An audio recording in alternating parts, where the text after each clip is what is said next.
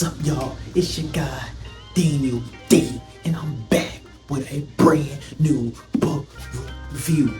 The Heaven and Earth Grocery Store. Yeah, we're reading books out here, we're reading books out here.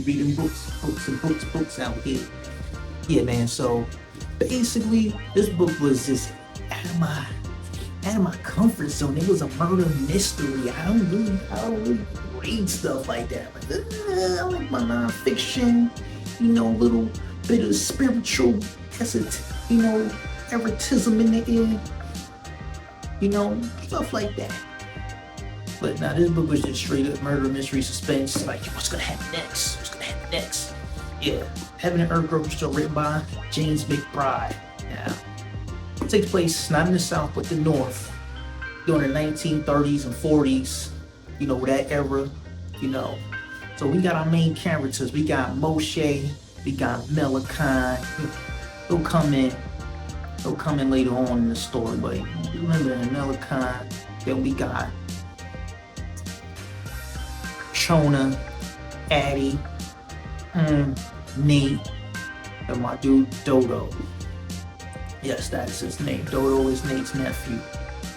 Now, what happens in the book? Well, first of all, a little disclaimer here. N-word gets used a lot. N-word gets thrown out like candy. N-word is used so much you might have thought you was in a video game, a fighting video game, throwing the combo out like boom, boom, boom, boom, boom, N-word finisher. It's like that, like this. They just N-word, boom, boom, boom, N-word, make it N-word, boom, boom, boom, boom, N-word power up, boom, next page. Guess what you get? N-word.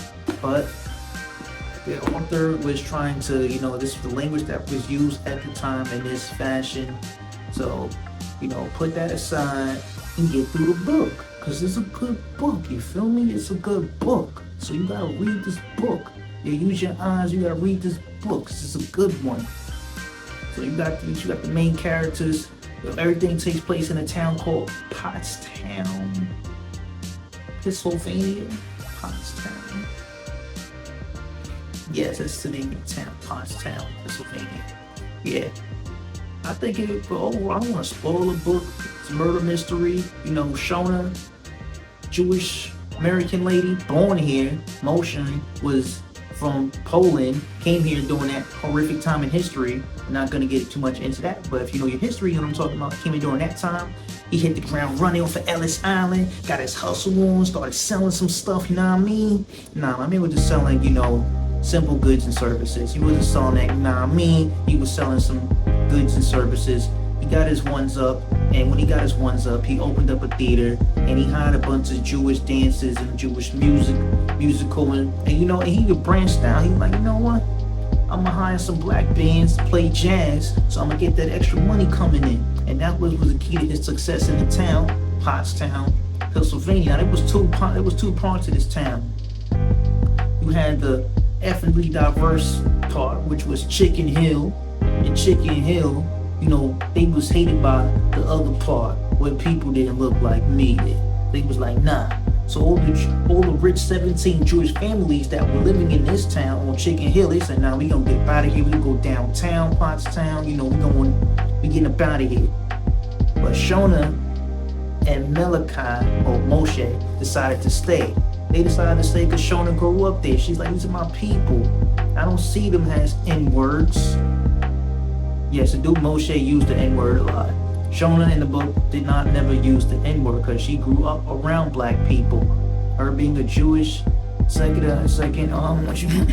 generation Jewish American citizen, growing up in an ethnically diverse neighborhood. She grew around black people in the 1940s, 30s. She never used the N-word.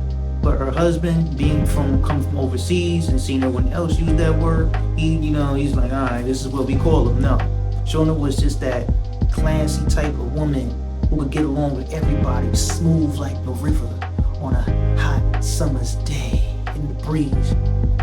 She was very outspoken. She was very, very prolific with her thoughts and how she felt. She didn't hold her tongue for nobody. Countless times she told her husband, we not moving from here. And him loving his wife and any good husband, he's gonna be like, let me do something to try to make her happy. So they stayed there, The theater gets popping, they're making money, it's making money, everything's going good. So one day, man in white comes looking for your guy Dodo. Now Dodo can't hear, he's deaf. Everyone thinks because he's deaf, he's dumb, he got a mental retardation. He doesn't. He doesn't have none of that. He's just deaf, but he can read lips and he's smart, so he keeps to himself. So they come looking for him to take him to this big state house. So Shona's friend, Ada, who's also Nate's wife, was like, yo, will we give you some bread, you know? Can she stay here? Can he stay here? Like, yeah, you can stay here. Stay here. So they start hiring him out, and then stuff goes wrong. I ain't gonna spoil it for y'all, but yo, stuff goes wrong so quickly when the man in white comes looking for Dodo. Stuff gets, it gets graphic in this book. It gets rated R, like rated R in this book. Now, it might be some colorful scenes that you might want to switch over, but I think the author does a good job of making them colorful scenes tasteful, where it's not too like, okay, all right, I'm turning to the cable channels, and I probably should switch this channel. No, he doesn't go that far. He allows you to use your imagination to know what's going on. It's like it's PG-13. It's a PG-13 scene, yes. PG-13 scene with lots of use of the N-word and other derogatory racial terms that I will not repeat on this channel, on this video, not ever. But yeah, overall, I give this book 3 stars. 3 stars. 3 stars. I was able to get through it. I had to struggle a little bit, but that's just me and my attention span when it comes for, drama. I like my books filled with this drama from page 1. Like dude just got out of prison, but his brother is really his father type drama in my books. And this one is slow, it builds up.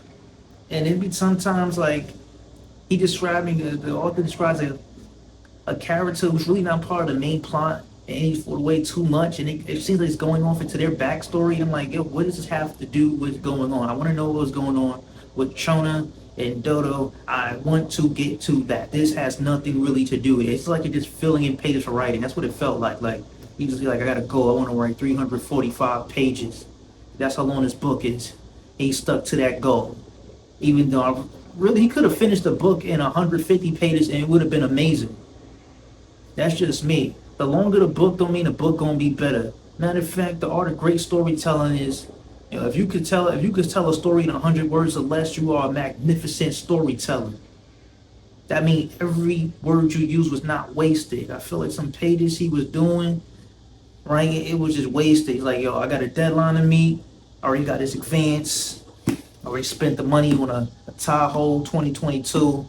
I gotta write these 345 pages. Even though, let's say he just stuck to 200, because the last 100 pages, it wasn't even needed. You could already foreshadow, come midway through the book, what was gonna happen. I'm like, you reading and you like, yo, I bet so-and-so, yeah, and then you finish the 100 pages, you like, yeah, that happened. Like, a lot of these chapters were foreshadowed, like, in the beginning. You already got the vibe of what was going on, like, from the verbiage used to just overflow the rate, and you're like, yo, I did not need I did not need the last 150 pages. Like, you could throw that out. You could have saved it for part 2. You want to stretch the story, make a sequel or something, but it was not needed. The book should have been shorter. And I felt the last page, the epilogue, really wasn't needed either, because after what, Dodo went through, it doesn't do nothing. It was just like it wasn't needed either. The epilogue wasn't needed. You should have really, before the epilogue, the last chapter, you should have just, stretched that out maybe a little bit. That's where the action really happened. That's what the audience wanted to see, that good moment stretched a little bit more. But that good moment came and it went like that. I really get to enjoy that good moment. It came and it went like that. Now, it is what it is. James McBride, I'm gonna probably check out some more books from you. Not no more your murder mystery books. Not no more of that. I feel like you could do great in something else, James McBride. I feel like this was kind of rushed for 345 pages. I feel like this was rushed. But I'm definitely gonna check out some more of his books. I give 3 out of 5 stars. 3 out of 5. 3 out of 5 is not bad. It's an average book. Give it 3 out of 5 stars. Book I'm gonna be reading next is Down These Mean Streets. We taking it back to the city. Yes, we taking it back to New York City, NYC, down these mean streets. Now, if you a black Latino or you got Latin blood in you, you definitely need to check this book out. Down These Mean Streets is gonna get real. I'm telling you, Down These Mean Streets is one of the best books I ever read. I need to reread it because getting old, so I need to refresh my memory on certain things and aspects of that book and that avenue, the corner, how it felt. You know what I mean? So yes, it was your guy Daniel D. So start reading books. You ain't reading, read a book, man. Put that cell phone down, put that TV down, get off the gram and go read a book, man. Up your literature skills. There's too many people out here not reading. Don't know how to read stop signs, don't know how to read simple directions in the bathroom, don't know how to do nothing, don't even know how to put the toilet paper in because you're not reading the instructions. Read a book. Read. Yeah, you read. Read? Yeah, you read a book. Yeah, you read a book.